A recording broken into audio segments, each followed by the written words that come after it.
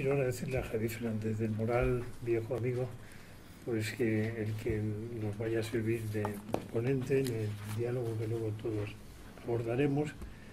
Javier es catedrático en la Universidad Complutense, es también director académico del Centro Universitario Villanueva, vinculado como centro adscrito a esa misma universidad.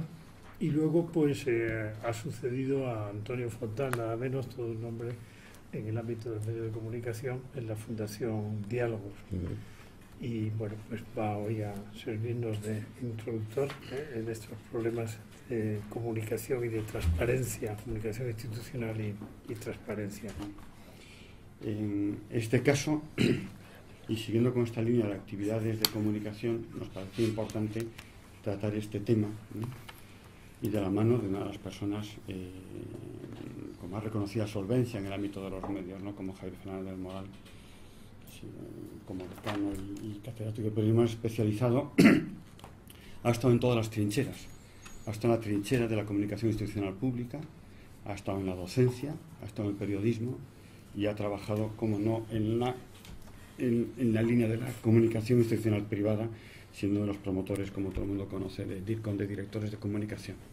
Por lo tanto, todas las cuestiones que él plantea en el texto, que ya conocen todos ustedes y conocéis todos vosotros, y que son fundamentales hoy en día, sobre el periodismo de fuente, la categoría del ejercicio periodístico por las fuentes, por los directores de comunicación, ya sean públicos o privados, ¿no? El problema de esos medios, o de los profesionales que están en los medios, que pueden ser arrollados por las fuentes de alguna manera, ¿no? Y cómo las fuentes tienen que utilizar su trabajo como actividad profesional y no solo respondiendo a unos intereses específicos. Ella llegó incluso a plantear en su texto, y luego habrá una ocasión de como añoranza de un cuerpo público de comunicadores institucionales. Bueno, no lo denomina así, pero se entiende que ese es el concepto, ¿no? Nos interesaría que de este debate, por lo tanto, que va a estar tan bien llevado por Javier y tan profundo de ideas, pudiésemos sacar recomendaciones, porque nos parece que hoy en día esto es uno de los temas más importantes, ¿no? La confusión de posturas y de posiciones entre la política, los intereses privados, públicos, las fuentes y los medios es muy importante. Y respondiendo a lo que es la Fundación, nos encontramos aquí, posiblemente se incorporará alguna, aparte de las cualidades de Javier, pues personas que estáis en los medios reconocidos. Federico está aquí, ¿no? Como un periodista en la trinchera, digamos, ¿no? Gente que está en la docencia, el profesor Alberto, gente que ha estado en la comunicación institucional, tan importante y en momentos tan delicados para este país como la transición, como Fernando Segú, José Fernández Álava, que yo creo que también ha recorrido todas las líneas en su corto pero intenso currículum. Está en la comunicación institucional en Moncloa, está en los medios de comunicación privados y ahora está de director de DIRCOM, el Instituto de Empresa Familiar. Por lo tanto, actúa en varias cosas. Marta Alonso, que está ejerciendo de freelance y de periodista, ya intervenido en eventos de reconocida solvencia, entre otros el Príncipe de Asturias, donde Javier ha sido jurado muchas veces, y Damián Cabrera, que está precisamente en un gabinete de comunicación, ¿no? Yo creo que son las distintas perspectivas para abordar de todos los puntos de vista el tema que hoy queremos tener entre nosotros, ¿no? Gracias, Andrés. Muchas gracias, José María. Tengo que decir que yo conozco la Fundación Ciudadanía y Valores hace poco tiempo, pero sinceramente me he encontrado con un esfuerzo absolutamente ejemplar en estos momentos en un país como el nuestro, para que efectivamente los valores democráticos más sensatos y más serios y más profundos pues se planteen como algo que no se puede dejar, como algo que el viento no se lo puede llevar, que las corrientes de las modas... no, yo creo que ha sido, sinceramente, os lo digo de verdad, para mí ha sido un descubrimiento interesante, y así lo hice notar en la sesión que tuvimos precisamente de presentación del anuario de DIRCOM de este año. Este año tuvimos la presentación del anuario de la asociación de DIRCOM y tuvimos una ponencia corta, Marcelino Oreja y yo, y a mí me pidió el presidente actual, José Manuel Velasco, que hablara de comunicación y valores. Bueno, yo hice una pequeña reflexión sobre estos dos conceptos difíciles de unir, en principio, y terminé con una reflexión que me llevó justamente a anunciar esta sesión, porque dije en aquel momento, la Fundación Ciudadanía y Valores se ha planteado este asunto como un asunto estratégico, como un asunto fundamental de nuestra democracia actual, ¿no? Y por lo tanto estaré encantado en hacer unas reflexiones en esa fundación precisamente como continuación de la que estaba haciendo en ese momento allí, ¿no? O sea, me parecía que efectivamente el tema era de enorme trascendencia. Lo hemos comentado, en fin, muchos compañeros, muchos amigos, muchos colegas en conversaciones privadas. Bueno, esta es una manera de hacer pública una serie de reflexiones y no solamente hacerlas públicas, sino enriquecerlas con todas las opiniones que salgan esta tarde aquí y efectivamente poder llegar a algún punto, en fin, de concreción o de propuesta concreta que no resulte excesivamente utópica, ¿no? Porque efectivamente todo el mundo cree que las sesiones estas sirven para poner una pica en Flandes, pero poco más, ¿no? Yo creo que es un momento de enorme trascendencia, de enorme urgencia en esta cuestión, que en la misma formulación, no sé si os habéis fijado, pero hay ya un reconocimiento de contradicción, ¿no? Es decir, mire usted, ¿qué puede ser la comunicación institucional sin transparencia? Es decir, es que no puede decir, una comunicación institucional es en sí misma transparente o no es, ¿no? Es decir, no tiene sentido hablar de comunicación institucional sin que haya transparencia. El problema es que la transparencia es un concepto muy polisémico y muy difuso, en el que efectivamente no basta con decir, vengan ustedes y decir, escudriñen ustedes todo lo que quieran en la institución que es la suya, ¿no? El acceso universal a la información de las instituciones, que es una de las reclamaciones que se están planteando ahora mismo como fundamentales por los internautas y por la gente de Internet, resulta que no justifica y desde luego no garantiza la transparencia informativa. La transparencia informativa no se consigue sencillamente abriendo las puertas de venga usted y entérese de lo que usted quiera, ¿no? Porque efectivamente eso puede ser la manera más rápida de lograr la muerte entrópica de la información, que sabéis que es un concepto un poquito abstracto, pero que todo el mundo lo entiende. Es decir, la manera de agotar por exceso, es decir, o de hacer morir por exceso la comunicación, ¿no? Efectivamente, pues sí, pues está usted aquí abierto a lo que quiera, pero yo soy incapaz de recibir una sola información pertinente, que es la que yo tendría que recibir como ciudadano, ¿no?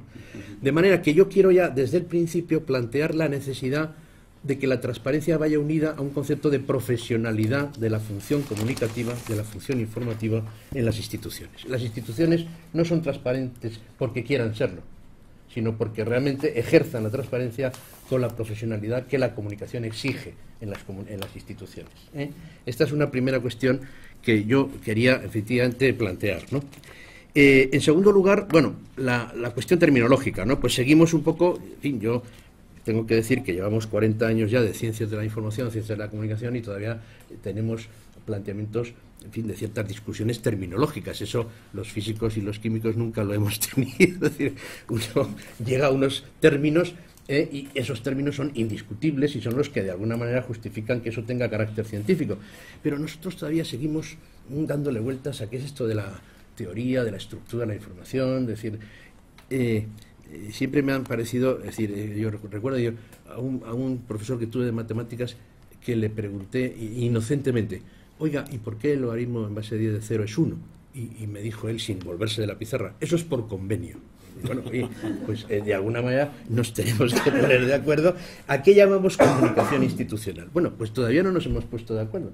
Comunicación institucional es todo. Un profesor de la categoría del profesor de Santes llegó a decir que comunicación institucional es todo lo que afecta a cualquier corporación o a cualquier institución. Para él, institución era tanto empresas privadas como públicas, y el carácter privado o público no significaba que fuera que tener ese concepto de institucional, ¿no? Ahora, hay sin duda una serie de instituciones o de corporaciones que tienen una singularidad. Esto es lo que yo querría traer esta tarde aquí, ¿no? Que son aquellas que dependen directamente de la ciudadanía y están pensadas por y para la ciudadanía. Efectivamente, aspectos que tienen que ver con la función pública, ¿no? En ese sentido, habría que hacer esa distinción, y por eso nosotros, cuando hicimos las investigaciones en DIRCOM sobre el estado de la comunicación en España, hicimos siempre dos capítulos, el capítulo de las empresas y el capítulo de las instituciones, ¿no? Y quisimos desde el principio en DIRCOM hacer un desarrollo de esta función comunicativa, institucional, haciéndola coincidir con el propio nacimiento de DIRCOM. No sé, sabéis, muchos de vosotros lo sabéis, pues que DIRCOM nace justamente pues un grupo de directores de comunicación, de ministros de la época de los primeros gobiernos democráticos. Estaba Fernando Segú de presidente, director de los servicios informativos de presidencia de gobierno, en esa, en fin, esa larga etapa tan larga y tan fructífera, por otra parte, ¿no? Bueno, allí el concepto este de jefe de prensa era un concepto muy administrativista, formaba parte casi del entramado franquista, ¿no? El jefe de prensa era un hombre de confianza, que en ningún caso iba a dejar de decir lo que tenía que decir, ¿no? Pero de una manera absolutamente sorprendente, es decir, se produjo una ruptura con esa situación, una búsqueda de la frescura informativa y de la democracia en las instituciones, que nosotros mismos nos quedamos sorprendidos de la capacidad que teníamos de influir, ¿no? Porque, claro, yo, fijaros, tenía 20 y pocos años y de repente era el director de comunicación del Ministerio de Sanidad y Seguridad Social.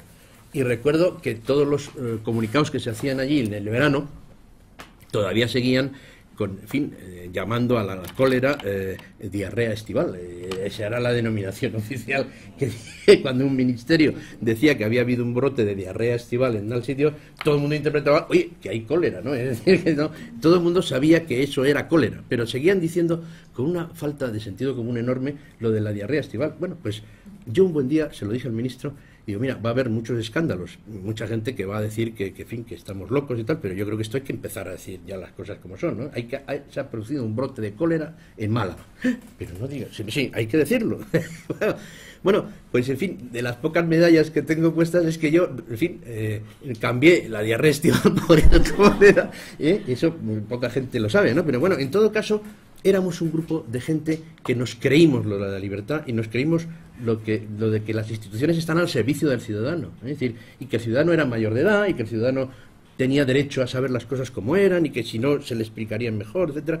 Bueno, eso me parece que es interesante porque efectivamente todo ese planteamiento terminológico en este momento es secundario, es decir, yo creo que la comunicación institucional, sea lo que sea, es algo diferente del resto de las comunicaciones y hay que tratarlo de una manera distinta.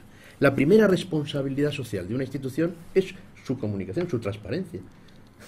Entonces, como decía al principio, no tiene sentido hablar de una comunicación institucional si no hay una voluntad de ejercer la transparencia informativa, de llevar al ciudadano las cuestiones que le afectan desde la perspectiva de esa institución, de la institución que la persona, en fin, o las personas que lo llevan lo planteen, ¿no? De manera que, como en algún sitio he escrito ya, en este caso, como en otros muchos, la comunicación deja de ser la guinda que se coloca cuando ya tenemos hecho el pastel.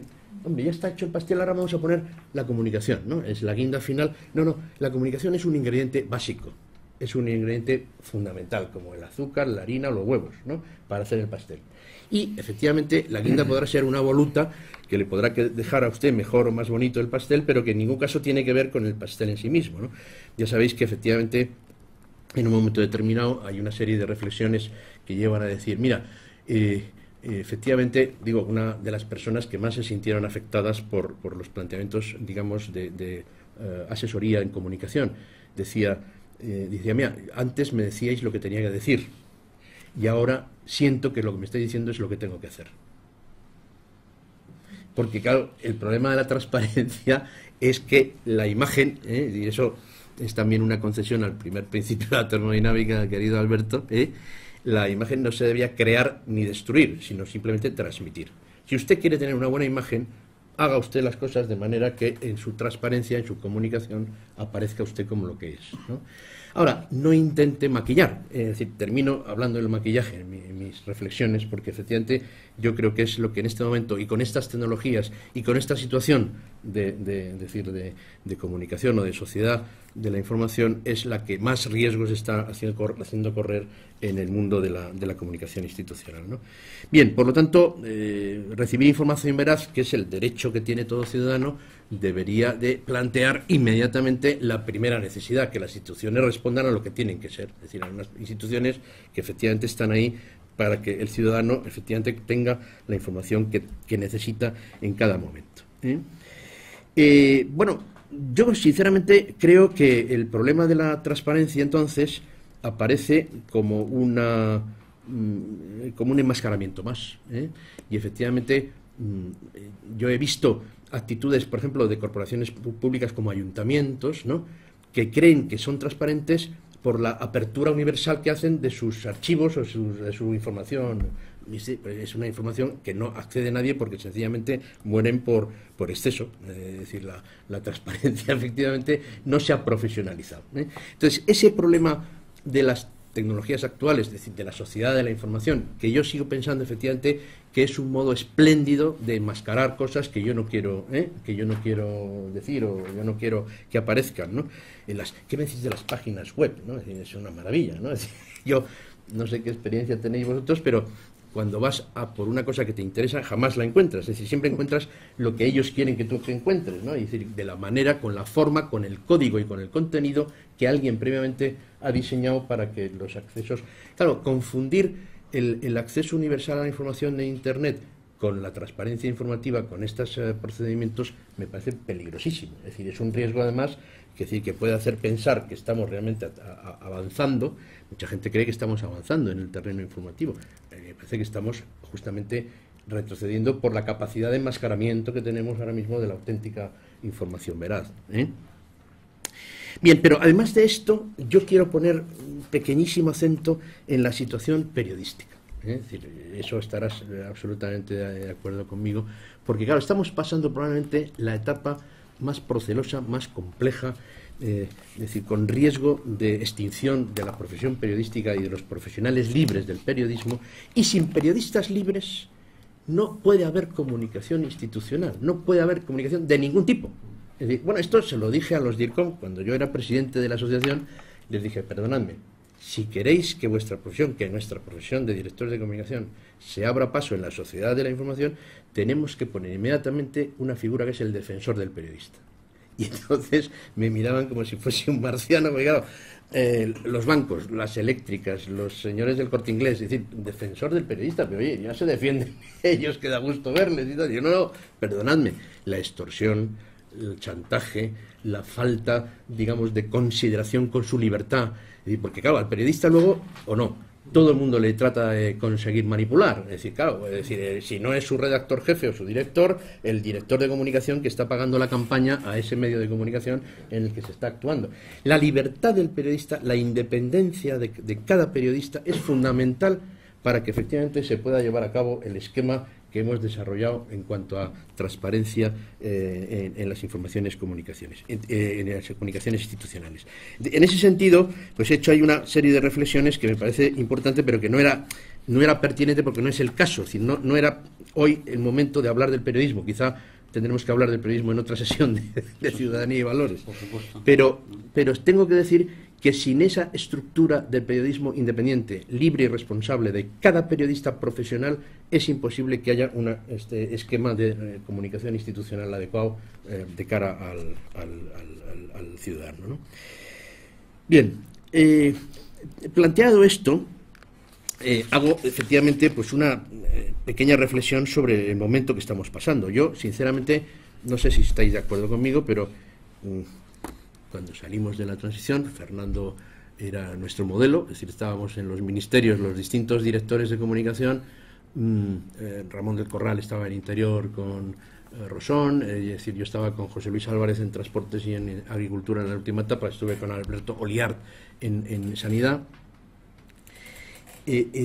Pensamos que efectivamente esto era posible, es decir, profesionalizar esa función era posible, y fundamos DIRCOM al que se unieron todas las empresas importantes de este país, pensando efectivamente que esa figura había que rescatarla de esa especie de purgatorio por el que estaban pasando, que era el chico de la prensa, ¿no? Es decir, era una persona sin ningún prestigio, sin ninguna consideración empresarial. Cualquier señor administrativo tenía más en fin, categoría. Bueno, esto hemos conseguido dar un paso importante en el mundo de la comunicación empresarial. En este momento, un Luis Abril en Telefónica, es decir, un Juan Manuel Sendoya en el Banco de Santander, es decir, bueno, Barutel o su sucesor en el Corte Inglés. Es decir, son personas que tienen una consideración en las empresas muy por encima de otros ejecutivos o de otras personas. Ahora, en comunicación institucional, hemos dado un paso hacia atrás de una manera absolutamente intolerable. Y eso se ha constatado en todos los estudios que hemos hecho del estado de la comunicación en España. La profesionalidad en la comunicación institucional ha ido hacia atrás, de una manera absolutamente sorprendente. Sorprendente porque es que en un momento determinado no lo creímos. Hubo oposiciones, yo he estado en tribunales de oposición para directores de comunicación de ayuntamientos, para directores de comunicación del Ministerio del Interior, para directores de comunicación de instituciones públicas muy importantes. Había planteamientos que efectivamente hacían pensar que ese itinerario iba a desembocar en una figura de prestigio, el DIRCOM del Estado, el director de comunicación del Estado, que también en otra intervención en DIRCOM tuve la oportunidad de hacer esa reflexión. Estaba Jordi Sevilla, no sé si le conocéis, a mí no le conocía, me parece un tipo realmente interesante y con perspectiva, y se quedó con esta idea de, bueno, el 19, en fin, ha sido el siglo de los abogados del Estado, el 20 de los economistas del Estado, el siglo XXI tiene que ser el siglo de los directores de comunicación del Estado como puesto, como cuerpo de prestigio y como cuerpo al servicio de la ciudadanía. Entonces, esto hoy le interesó extraordinariamente a Sevilla, que nos dijo, hay que hacer inmediatamente una comisión en DIRCOM. Bueno, se intentó hacer esa comisión, no prosperó lo más mínimo. La realidad... Tampoco prosperó Sevilla. No, tampoco prosperó Sevilla, pero la realidad... Aquí de componente, pero bueno, el seminario sobre vertebración fiscal. Claro, sí, ha sido ponente es que todos los esfuerzos, digamos, de racionalidad son inmediatamente purgados en el purgatorio de esta vida política, ¿no?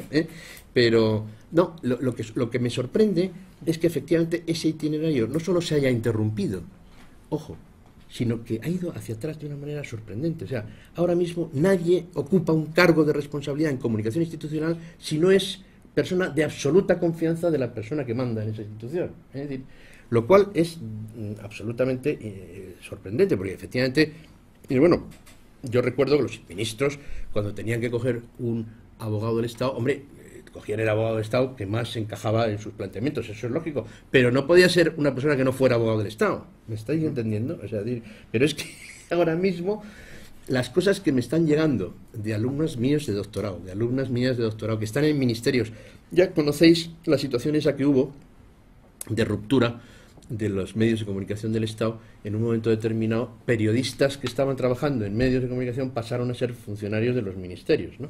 Bueno, son titulados superiores, en teoría son personas con una titulación adecuada, pero nunca se han considerado personas de la administración. Y estas personas me vienen todos, en fin, sistemáticamente a contar sus cuitas, ¿no?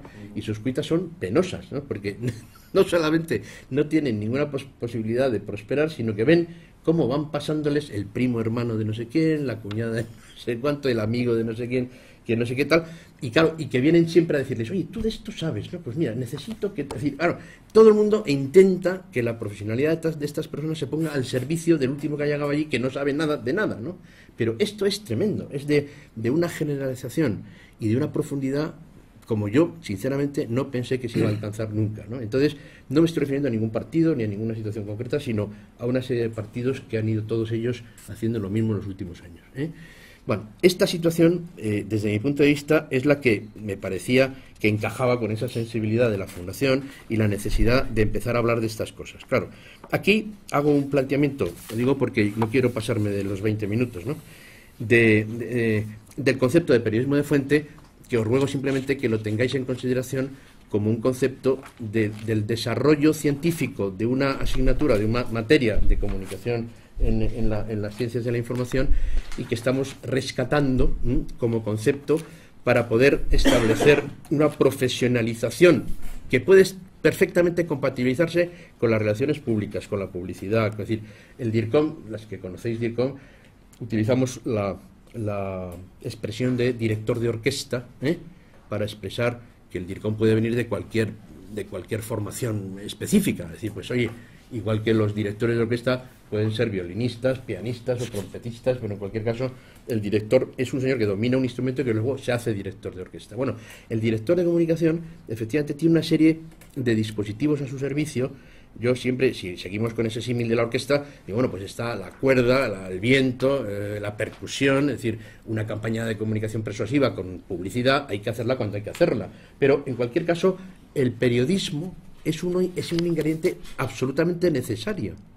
en el ámbito de la comunicación institucional. Por eso he acuñado el término periodismo de fuente, que algunos amigos míos, algunos periodistas muy divertidos como Ramón Pi o algunos de estos compañeros de toda la vida, pues me dicen que es un oxímoron, que es una contradicción in terminis, que es como pensamiento navarro. Dice, ¿cómo se puede? No se puede hacer periodismo de fuente porque eso no puede ser. Yo creo que necesariamente tiene que ser. Es decir, tiene que haber periodistas trabajando como periodistas, actuando deontológicamente como periodistas en la fuente. Y es la cuerda, en definitiva. Oye, el director dice ahora la cuerda, ahora el viento, ahora la percusión, ahora...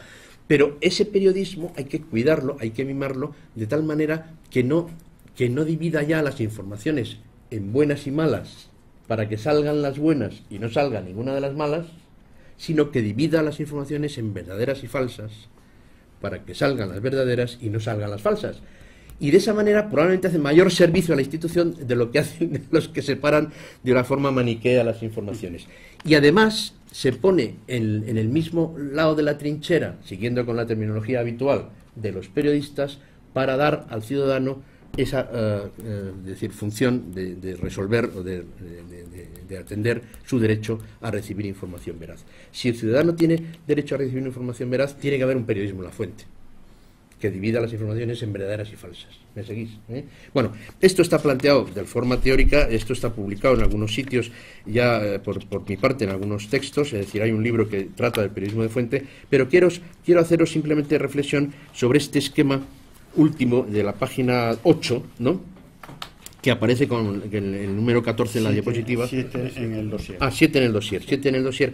Pues aquí quiero que veáis, primero, que la comunicación institucional debería darle, como toda la comunicación externa, el protagonismo de la emisión del mensaje al emisor del mensaje, que es el periodista en los medios. El periodista en los medios es el protagonista, el que tiene que decidir lo que se da y lo que no se da.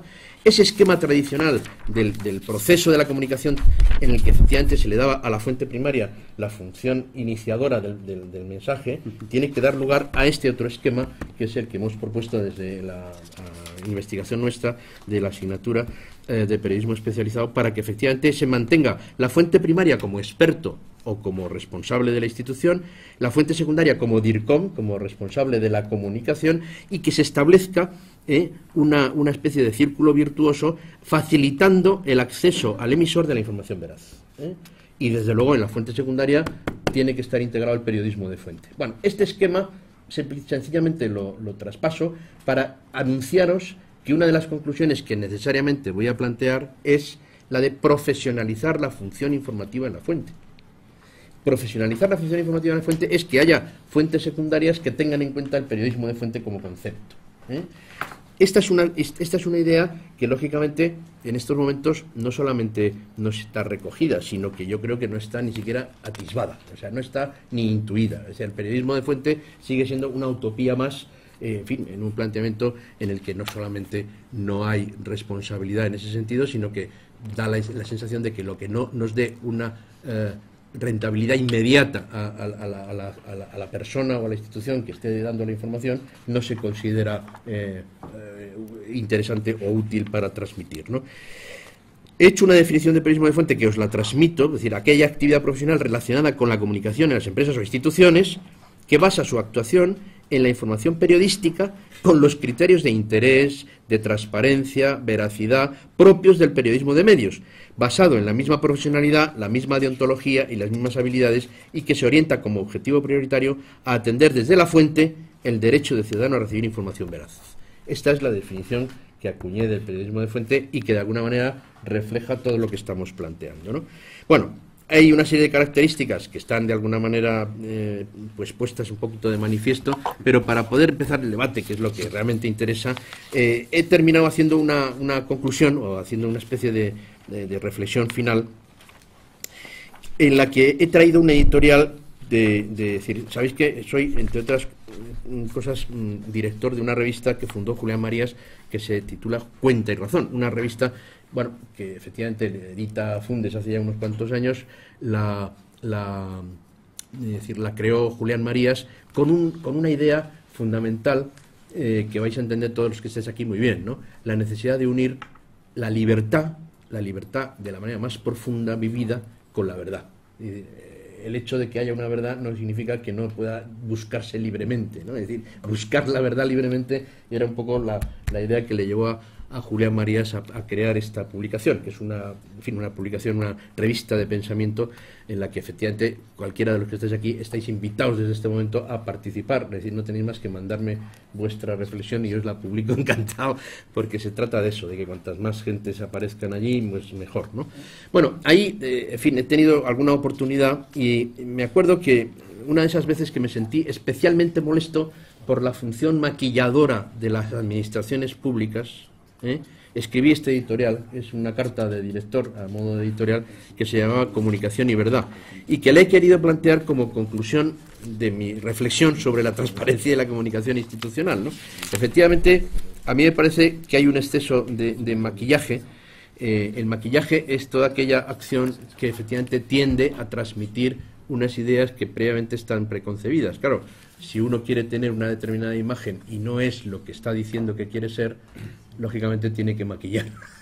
Al final todo se arregla a base de kilos de maquillaje, ¿no? Pues, bueno, esto es de lo que yo creo y yo denuncio que adolece en este momento más la comunicación institucional. Y más en las tecnologías que permiten este tipo de enmascaramientos, ¿no? Es decir, a mí me parece que el riesgo de Internet ahora mismo es de los riesgos más graves con los que nos vamos a enfrentar en la comunicación pública, en la comunicación institucional, desde luego, ¿no?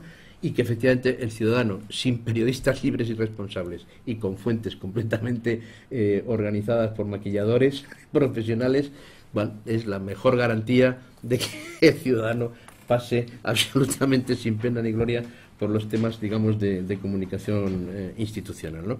Bien, yo no me quiero extender porque además me interesa muchísimo oíros y me interesa muchísimo hacer un debate sobre estas cuestiones, ¿no? En cualquier caso, sí me interesa que, en fin, que reparéis en esta especie de juego que hago en esta carta que escribí hace unos meses sobre la comunicación de la verdad y la verdad de la comunicación, que son aspectos que me parecería interesantes, ¿no? Es decir, desde el punto de vista del debate